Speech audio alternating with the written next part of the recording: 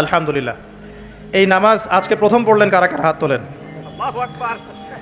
আজকে প্রথমবার নামাজ পড়লেন কারা কারা? হাত তোলেন দেখি। আচ্ছা, সবাই নামাজি মাশাআল্লাহ। আজকের মাহফিলের প্রথম নসিহত তো অনেক হবে ইনশাআল্লাহ, যতটুকু সময় আছে আমাদের হাতে এবং আল্লাহ পাক যা তৌফিক দিবেন। প্রথম নসিহত হচ্ছে 5 ওয়াক্ত নামাজ জামাতের সাথে পড়তে হবে। রাজি আছেন? আল্লাহ পাক কবুল করুন, আমিন। একটা হাদিস বলি, তাহলে নামাজের গুরুত্ব আপনার মাথায় চলে আসবে ইনশাআল্লাহ। বলবো? হাদিসটা কঠিন। রাসূলুল্লাহ সাল্লাল্লাহু আলাইহি ওয়াসাল্লাম বলেছেন, যখন নবীর নাম উচ্চারিত হবে তখন বলবেন কি? সাল্লাল্লাহু আলাইহি ওয়াসাল্লাম। নবী সাল্লাল্লাহু আলাইহি ওয়াসাল্লাম বলেছেন, মান তারাকা সালাতাম মুতাআম্মিদান ফাকাদ কাফারা। মান মানে যে কেউ, তারাকা মানে ছেড়ে দিল, ত্যাগ করলো, সালাতান মানে নামাজ, মুতাআম্মিদান মানে ইচ্ছাকৃতভাবে, ফাকাদ কাফারা সে ব্যক্তি কুফরি করলো। এই হাদিসটাকে আগে শুনেছেন? আলেম ওলামারা জানেন, কিন্তু আপনারা কি জানেন? মান তারাকা সালাতাম মুতাআম্মিদান ফাকাদ কাফার, যে ব্যক্তি ইচ্ছাকৃতভাবে, বিনা ওজরে, কোনো ওজর নাই, ইচ্ছাকৃতভাবে নামাজ ছেড়ে দিল, ত্যাগ করলো, সে ব্যক্তি কুফরি করলো। এখন আপনি বলেন, কুফরি যে ব্যক্তি করে সে কি হয়? যদি আমরা ধরেও নেই সে মন থেকে নামাজ অস্বীকার করে না, অলসতা বশত পড়ে নাই, তারপরেও তো কাজটা ফাঁসে, কি তাই নয় কি?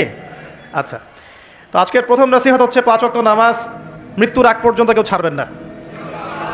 আমার সাথে ওয়াদা করেন যে ইনশাআল্লাহ আগামী যতদিন বেঁচে থাকবো 5 ওয়াক্ত নামাজ জামাতে পড়ার চেষ্টা করব, যদি জামাত না পাই একা পড়ার চেষ্টা করব। আল্লাহ পাক তৌফিক দান করুন, আমিন। আজকে যদি এই কথাটাই শুধু বাসায় নিয়ে যেতে পারেন, 5 ওয়াক্ত নামাজ আর জীবনে ছাড়বো না, আমাদের আজকের মাহফিল সফল।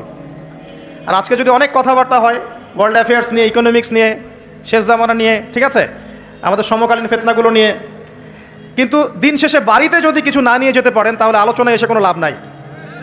এই ছবি তোলাতুলি, ভিডিও করা, হ্যাঁ, স্লোগান দেয়া, আইওয়া শোডাউন করার মধ্যে কোনো ফায়দা নাই। ফায়দা কিসে?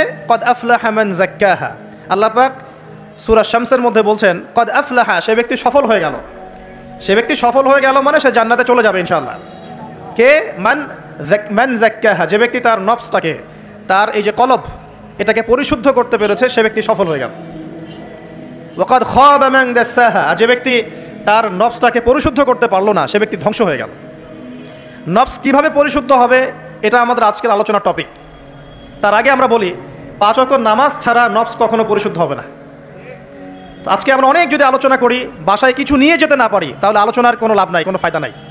মানুষকে দেখানো, তাকবীর দেয়া, এই যে আমাকে প্রোটোকল দিয়ে নিয়ে আসলেন, ঠিক আছে, ভালোবাসা ভালোবাসার জায়গায়, কিন্তু দিন শেষে যদি আমরা আল্লাহর সামনে আত্মসমর্পণ করতে ব্যর্থ হই, তাহলে এই মাহফিলগুলোর বরকত নষ্ট হয়ে যাবে।